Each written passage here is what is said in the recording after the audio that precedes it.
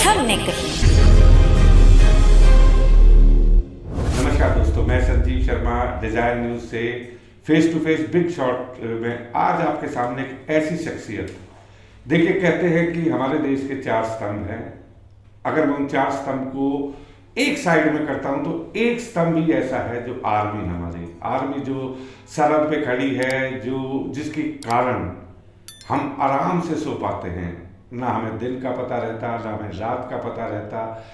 एक आदमी, एक जवान लाखों लोगों की जान की सेवा करता है बिना किसी लोभ लालच के। आज हमारे साथ स्टूडियो में कर्नल गोपाल सिंह जी हमारे साथ हैं। मैं उनका तहे दिल से शुक्रिया अदा करता हूं।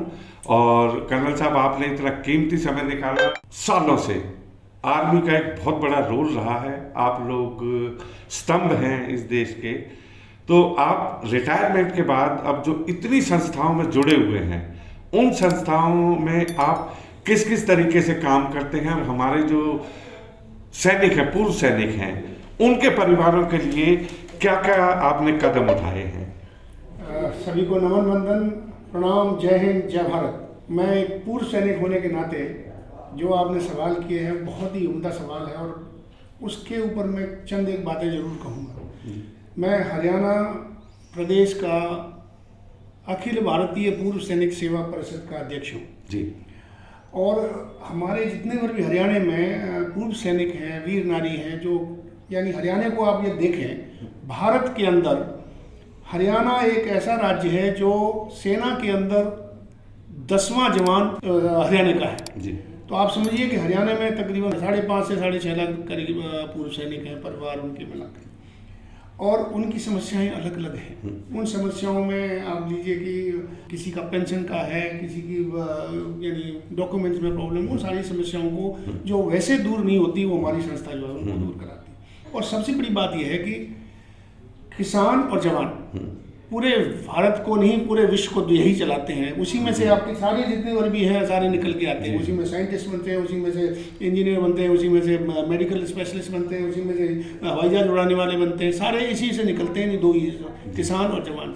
किसान आपको अन्नदाता कहते हैं उसको, और जवान जो है आपके देश की रक्षा करता है, चाहे बाह्य रक्षा हो या आंतरिक रक्षा की जरूरत पड़ी तो आंतरिक भी करता है।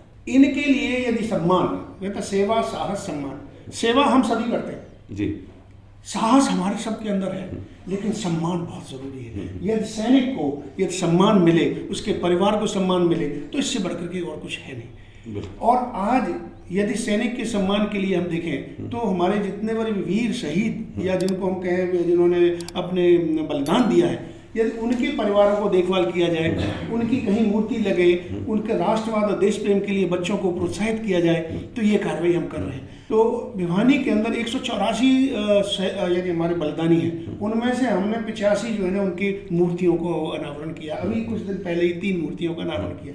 जहाँ जहाँ पर भी हमारे बलिदानी हैं, उनके परिवार हैं, उनके घर जा करके उनसी समस्याओं को बात करते हैं। देखिए, हर इंसान की समस्या, हमारी भी खुद की समस्या है, लेकिन क्या हम कुछ कर सकते हैं किसी के लिए? मैं एक छोटा सा उदाहरण दूंगा कि हमारे एक नायक उस्ताद थे, वो 86 साल के थे। तो मैं एक फंक्शन में गया, मैंने उनको जो है जा करके उनको सम्मान किया, उनके फूलमाला डाली, शॉल पहनाया और साफा बांधा, और मैंने उनके चरण स्पर्श किए। मैं कर्नल से रिटायर्ड, वो नायक उस्ताद, लेकिन मैंने जब उनके चरण स्पर्श किए तो वो रोने लगे।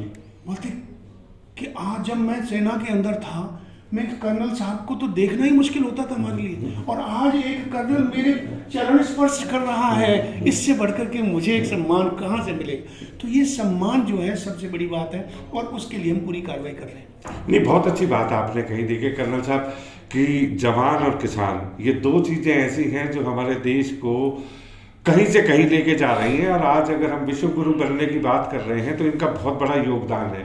मैं आपसे एक क्वेश्चन और पूछना चाहूँगा जो हमेशा मेरे जहन में रहता है।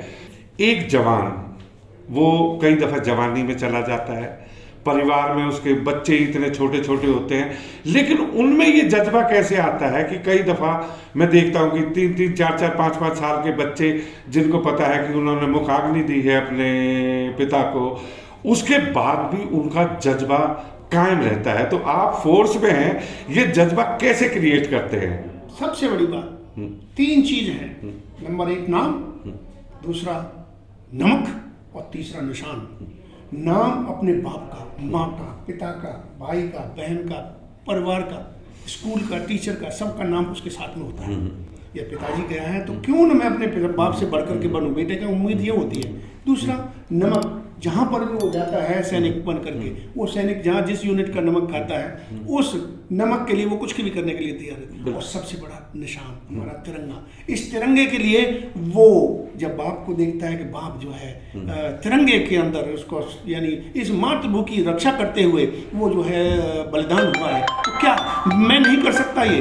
वो तिरंगे के लिए वो सब कुछ करने के लिए तैयार होता है। इसलिए वो जज्बा बच्चे के अंदर, और अब पहले थोड़ा सा कुछ कम था, अब तो आज देखिए, क्योंकि हमारे यानी पुराने समय में देखेंगे कि यदि कोई बलिदान होता था तो उसका क्रिमेशन उसके वहीं हो जाया करता था। बिल्कुल। तो घर में उसकी डेड बॉडी हम जिसको कहें वो बलिदान ये नहीं पहुंच पाता था। आज जब घर में पहुंचता है तो आसपास के परिवारों को, लोगों को, बच्चों को, महिलाओं को, हमारी मातृशक्ति को, सबको ये लगता है कि ये हमारे परिवार से एक बच्चे ने यानी बलिदान दिया और हमारे देश की रक्षा की, क्यों ना हम अपने बच्चों को वहाँ भेजें। नहीं, बिल्कुल आपने सही कहा। करना साहब, मुझे आपकी बात से एक चीज़ याद आ गई कि मुझे याद है कि जब डिफेंस मिनिस्टर मुलायम सिंह यादव थे, उन्होंने हर सैनिक जो वीर गति को प्राप्त होता है उसके शव को सम्मान के साथ उसके घर तक ले जाया जाए।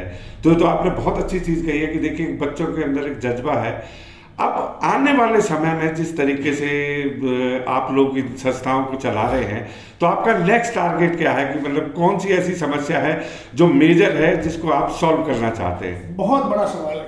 हाँ, सबसे बड़ी समस्या है जनसंख्या। जनसंख्या, एक भी बच्चा यदि पैदा होता है तो उसके लिए तमाम चीजें यानी 2 पेड़ या 3 पेड़ कटते हैं। सबसे बड़ी जनसंख्या की समस्या है। जैसे जैसे जनसंख्या बढ़ेगी वैसे वैसे समस्याएं बढ़ेंगी, और समस्याएं बढ़ रही हैं। आप देखिए उस समय क्या था, 800 करोड़ की पॉपुलेशन है और अभी ये तो मल्टीप्लाई करेगी, है ना।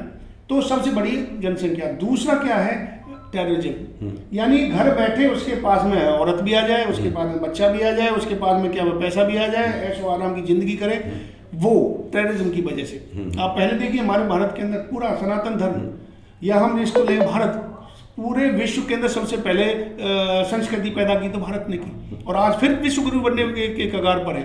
लेकिन हमारे आक्रांताओं ने हमारे भारत देश को लूटा, उसके बाद में अंग्रेज तो पूरा ही लूट के चले गए, और यहाँ पे कोई भी चीज़ उन्होंने बनने नहीं दिया गई। आज देखिए आज क्या है, कहते हैं सब ने, सारी सरकारों ने काम किया, मैं किसी सरकार के बारे में नहीं कह रहा, लेकिन आज क्या हो रहा है, आज हम हर तरीके से, हमारे सेनाएं सक्षम हैं, हमारे किसान सक्षम हैं, हमारे सारे क्षेत्र के अंदर जो विकास हो रहा है उससे बहुत तरक्की हो रही है, और पूरे विश्व के अंदर हम छा रहे हैं। और अब इसमें भारत का देश का नाम है। इसमें चाहे हमारे गुरु हों, चाहे सनातनी हों, चाहे किसी भी धर्म के हों, सारे धर्म इसमें शामिल हैं। लेकिन सिर्फ कहाँ है कि मैं क्या कर सकूं लूटने के लिए, जब ये बात खत्म हो जाएगी तो राष्ट्र सर्वोपरि रहेगा।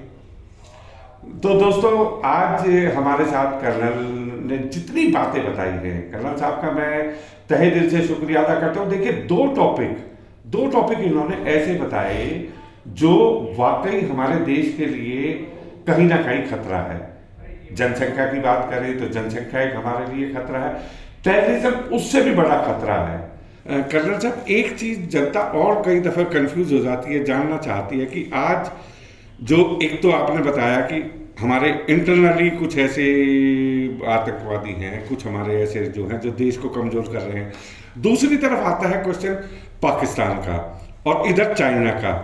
तो क्या आज हम इतने सक्षम हैं कि हम इन दोनों कंट्रियों से लड़ सकते हैं? जी, ये सवाल बहुत ही उम्दा है, और सभी को ये देखना भी चाहिए कि आज क्या भारत सक्षम है कि पाकिस्तान और चीन के साथ में लड़ सकता है। देखिए, चाइना की जो पॉलिसी रही है, एक्सपेंशन पॉलिसी रही है, और वो उसने तिब्बत लिया, उसके बाद में धीरे धीरे ये जो हिंदी चीनी भाई भाई की जो कहानी चली, तो वो कहानी आज नहीं है। आज जो हम हैं पुराने समय से बहुत ही सक्षम हैं। अब हथियारों के ऊपर लीजिए, या सबसे पहले सेना का मनोबल।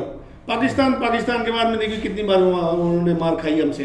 ये तो हमारा ही भारत देश एक दानी के रूप में रहा है कि 93,000 जो उनके मैंने 1971 में फौजी थे उनको वापस किया।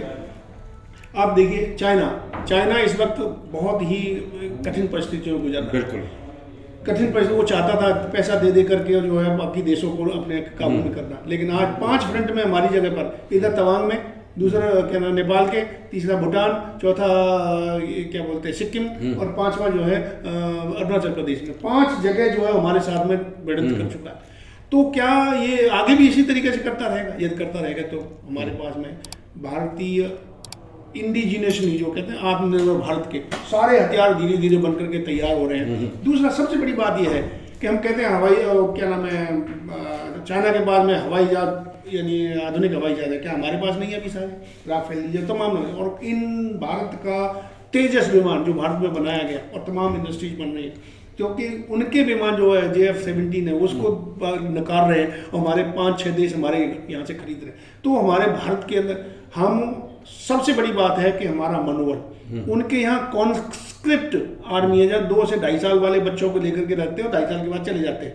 हमारे पास में वेल ट्रेंड और टोटली मोटिवेटेड राष्ट्रवाद और देश प्रेम के लिए कुछ भी करने के लिए डिफेंस फोर्सेस हैं। तो इसलिए ये चिंता करने की आवश्यकता नहीं है, लेकिन हाँ हमें अपनी आंख कान नाक खोल करके रखने हैं, जिससे कि हमें सब तरह से पता चलना चाहिए क्या हो रहा है क्या नहीं हो रहा, और हम आगे बढ़ते रहे। चाइना या पाकिस्तान तो कटोरा लेकर के घूम रहा है चारों तरफ, और कुछ समय आने वाला है, देखिए 2025 या 26 तक हो सकता है कि पाकिस्तान ऑक्यूपाइड कश्मीर हमारे साथ में जुड़ चुका होगा, और हो सकता है बाद में ये भी चाहे पाकिस्तान भी कहे कि भाई हमारे बस की नहीं है, हम आपके साथ जुड़ना चाहते हैं। क्यों नहीं? भारत तो वो देश रहा है, वसुधैव कुटुंबकम की भावना लेकर के चलता रहा है, और वो अभी भी करेगा। आज विश्व में भारत का नाम है और आगे होने वाला है, तो हमें इससे निश्चिंत रहना चाहिए। बहुत बहुत शुक्रिया।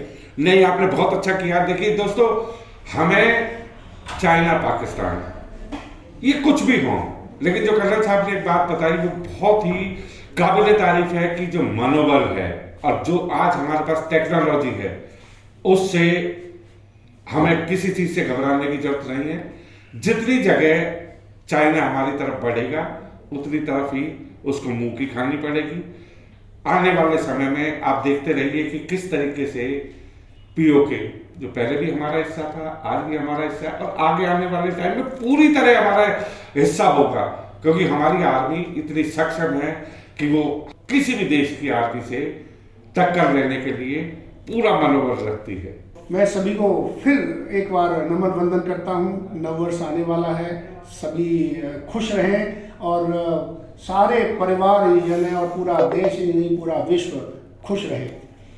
कहते हैं ना, राह टेढ़ी है मगर चलना जरूरी है, जिंदगी जंग है लड़ना जरूरी है इतिहास दुनिया में गढ़े एक नया इतिहास पढ़ना जरूरी है। वाह, क्या दुश्मनों से भरे इस माहौल में 3 प्रकार के दुश्मन, सर इधर चीन, इधर पाकिस्तान, और हमारे अंदर जो भेड़िए घुसे हुए हैं, 2.5 फ्रंट की लड़ाई की हमारी। दुश्मनों से भरे इस माहौल में प्रेम का एक शब्द पढ़ना जरूरी है, पढ़ना जरूरी है। इस भारत माँ के लिए, इस देश के लिए क्या क्या न कर गुजरे यार, अपने जुनून से भारत माँ के लिए रक्षा करना, तपना और मर मिटना जरूरी है, मर मिटना जरूरी है। वाह, क्या बात है। तो दोस्तों देखिए, कितने एक जो जज्बात हैं, वो जज्बात सिर्फ एक सैनिक के दिल से निकल के आ सकते हैं। और डिजाइन न्यूज के माध्यम से मैं सिर्फ इतना ही कहना चाहूंगा कि अगर कितने काम कर रहे हैं, उन्होंने अपना कीमती समय निकाला, वो डिजाइन न्यूज में आए, मैं उनका तहे दिल से शुक्रिया अदा करता हूं। गणतंत्र दिवस आने वाला है और हम चाहेंगे कि एक डिजाइन न्यूज की तरफ से हमारे सैनिकों को एक सलाम तो बनता है। जय हिंद, जय भारत। आपके बच्चों में देश के लिए जज्बा है और वो आर्मी में जाना चाहते हैं, तो मैं समझता हूं कि दुनिया का सबसे बड़ा धर्म वो निभाएंगे, और हमारे देश की सुरक्षा के लिए मैं फिर से उनको एक दफा सलाम करता हूं। नमस्कार दोस्तों।